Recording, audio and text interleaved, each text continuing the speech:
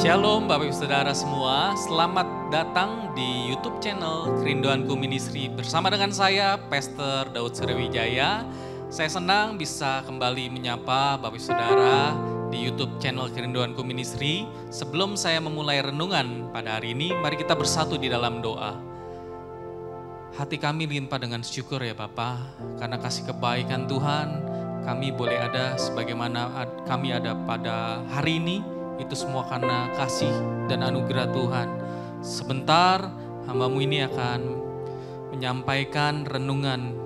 Tuhan Yesus yang berkati setiap kata yang keluar dari lidah bibir hamba merupakan isi hati Tuhan yang mau Tuhan Yesus sampaikan kepada siapapun yang mendengarkan firman Tuhan di YouTube channel Kerinduanku Ministry ini ya Bapa.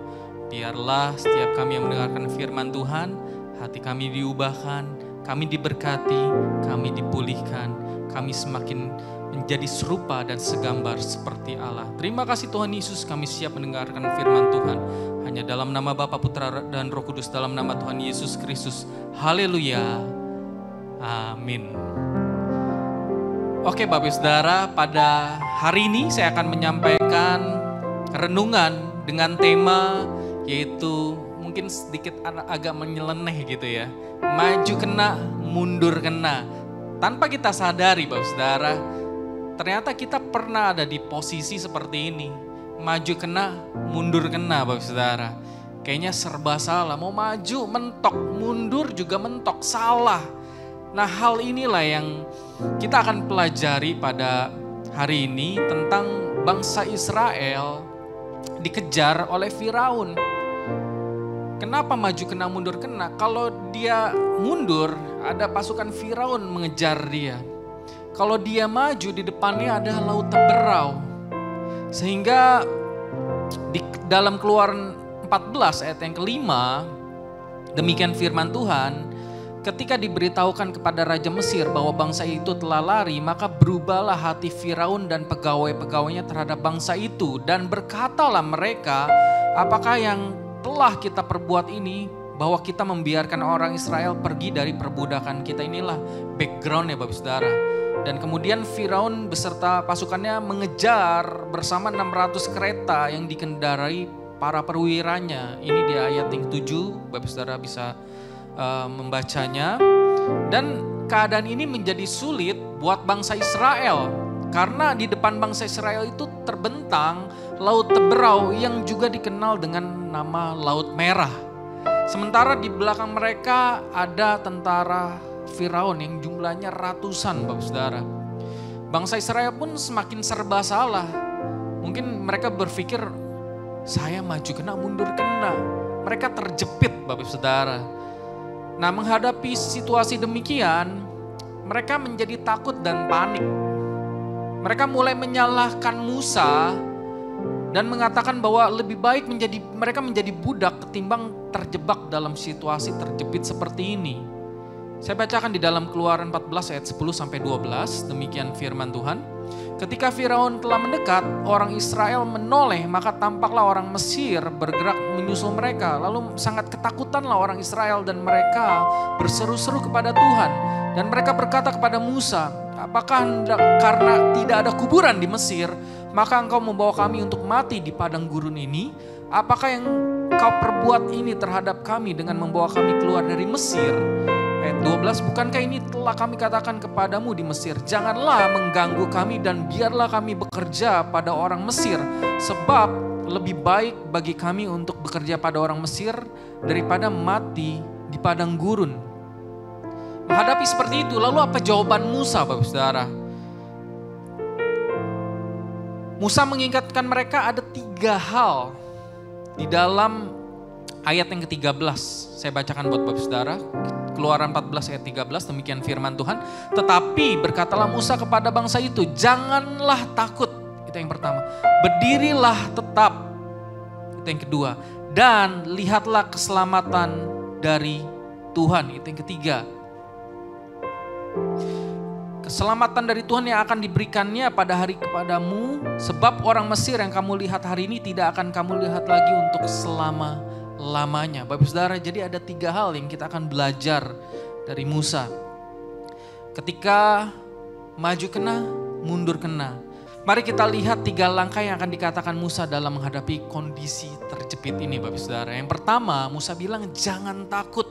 Kenapa jangan takut? Karena rasa takut tidak akan menolong apa-apa Bapak Saudara. Rasa khawatir kita, takut kita itu wajar kalau hanya sementara. Tapi yang tidak wajar apabila kita tenggelam dalam rasa takut dan rasa khawatir kita. Karena rasa takut dan rasa khawatir itu nggak akan menyelesaikan masalah Bapak Saudara. Oleh sebab itu jangan takut. Kenapa jangan takut? Karena kita punya Tuhan yang besar. Yang percaya boleh katakan amin. Kita punya Tuhan yang selalu ada buat kita. Oleh sebab itu di poin yang kedua Musa mengatakan yang kedua adalah berdiri tetap di dalam iman. Yang kedua berarti ketika kita sedang takut, mari kita jangan berlama-lama. Kita harus punya iman. Iman itu adalah percaya bahwa masalah kita, pergumulan kita itu tidak ada apa-apanya dibanding dengan kebesaran Tuhan, dengan kuasa Tuhan. Jadi kita harus punya iman, masalah kita itu lebih kecil, tapi Tuhan kita lebih besar. Jangan kita membesar-besarkan masalah dan kita mengecilkan Tuhan. Kalau kita tenggelam dalam ketakutan, kita nggak percaya, berarti sama aja kita nggak percaya dengan kuasa Tuhan yang bisa terjadi dalam hidup kita, Bapak Saudara. Padahal Tuhan sudah memberikan kepada kita janji-janjinya. Firman Tuhan berkata pencobaan-pencobaan yang kau alami tidak melebihi kekuatanmu. Ketika kita menghadapi pencobaan, masalah, pergumulan, Tuhan Yesus berjanji Dia akan memberikan kepada kita jalan keluar. Untuk kita meraih janji itu kita butuh yang namanya iman percaya. Oleh sebab itu di poin yang kedua ini berdirilah tetap di dalam iman kepada Tuhan Bapak Saudara. Dan yang ketiga, yang terakhir, kita harus fokus kepada kasih dan penyertaan Tuhan. Kita harus fokus bukan pada masalahnya, tapi pada kasih dan penyertaan Tuhan. Kita harus melihat Tuhan, bukan masalah. Masalah boleh ada, pergumulan boleh ada. Seakan-akan kita mau maju kena, mundur kena. Kita gak tahu lagi mau ngapain. Tapi jangan hilang fokus kita sama Tuhan. Karena iblis bekerja di akhir zaman ini ketika kita menghadapi masalah. Dia akan membuyarkan fokus kita sama Tuhan. Dia akan membuat kita untuk fokus pada masalahnya. Fokus dengan kekuatan kita sendiri. Saya mau katakan Bapak Saudara, kalau kita fokus dengan kekuatan kita sendiri, kita gak akan menemukan jalan keluar. Tapi kalau kita mau ganti fokus kita sama Tuhan, disitulah Tuhan akan memberikan jalan keluar. Tugas kita adalah berserah, bukan menyerah. Kita gak boleh menyerah, karena kita punya Tuhan yang besar. Oleh sebab itu kita punya pengharapan di dalam Tuhan. Kita harus balikan fokus kita pada Tuhan. Mazmur 106 ayat yang pertama, demikian firman Tuhan. Haleluya, bersyukurlah kepada Tuhan sebab Ia baik. Bahwasanya untuk selama-lamanya kasih setianya. Jadi firman Tuhan berkata bahwasanya untuk selama-lamanya. Bukan hanya saat ini, tapi untuk selama-lamanya. Tapi untuk selama-lamanya kasih setianya. Jadi kita harus kembalikan fokus kita sama Tuhan. Jangan sama yang lain. Mari Bapak Saudara, di saat kita sedang mentok, maju kena, mundur kena, kita kembali sama Tuhan. Jangan kita melihat kemampuan diri kita. Karena kalau bangsa Israel melihat kemampuan dirinya sendiri, dia gak akan bisa menerima kebaikan Tuhan, gak akan bisa menerima mujizat Tuhan. Kalau fokusnya pada diri kita sendiri, bukan sama Tuhan, maka kita gak akan bisa melihat laut Teberau terbelah menjadi dua. Bangsa Israel gak akan bisa melihat laut Teberau terbelah menjadi dua. Begitupun juga dengan kita saat ini. Kalau kita fokusnya dengan kemampuan kita sendiri, kita gak akan bisa melihat Tuhan membukakan jalan buat kita. Kita gak akan bisa melihat Tuhan membuat mujizat bagi kita.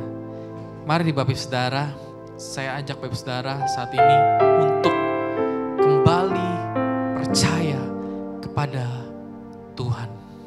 Bukan percaya kepada diri kita sendiri. Percaya kepada diri kita sendiri boleh, tapi percaya kepada Tuhan itu di atas segala-galanya. Demikian firman Tuhan renungan pada hari ini. Saya ajak Bapak Saudara untuk kita merenungkannya bersama-sama dengan menyanyikan sebuah lagu. Ku tak akan menyerah pada apapun juga. Mari kita naikkan bersama-sama. Ku tak akan menyerah pada apapun juga, sebelum ku coba semua yang ku bisa, tetapi ku berserah kepada kehendak-Mu. Hatiku percaya Tuhan punya rencana. Sama-sama katakan, ku takkan menyerah pada apapun juga, sebelum ku coba semua yang ku bisa, tetapi ku berserah kepada kehendak-Mu. Hatiku percaya Tuhan punya rencana. Lebih sungguh lagi kita katakan, ku tak akan menyerah. Ku tak akan menyerah pada apapun juga, sebelum ku coba semua yang ku bisa, tetapi ku berserah kepada kehendak-Mu.